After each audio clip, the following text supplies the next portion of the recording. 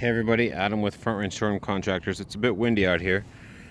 Hair's a little out of control, but I just wanted to show you how to finish up a hip. Alright, so you've got 2 rows of the hip and ridge coming up to each other, and then a 3rd row, which is the actual ridge coming in. You're gonna have to do some trimming and some creative nailing here, okay?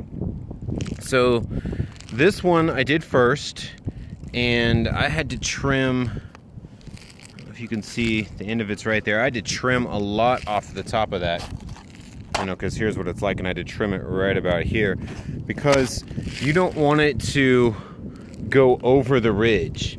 And the reason for that, I had to trim some off of this one as well, because if it goes over the ridge, when you put the next one on top of it, it actually pushes down there when you nail it, and look, it makes the bottom lift up, okay? So that'll never seal correctly.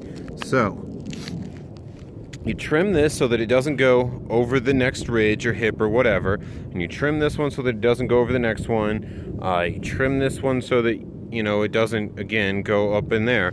That way everything can lay down flat and seal up correctly, okay? And then the last one, and I actually have to put another one like this just to finish that off, because otherwise it'll leave part of that exposed. If I was just to put my final piece in, which goes like this, see how it leaves some of that shingle exposed there? You don't want water getting up underneath there. So I'm gonna put one more like this, and I'll trim it so that, you know, I'll trim it here and stuff so that it doesn't come up and it can lay down nicely.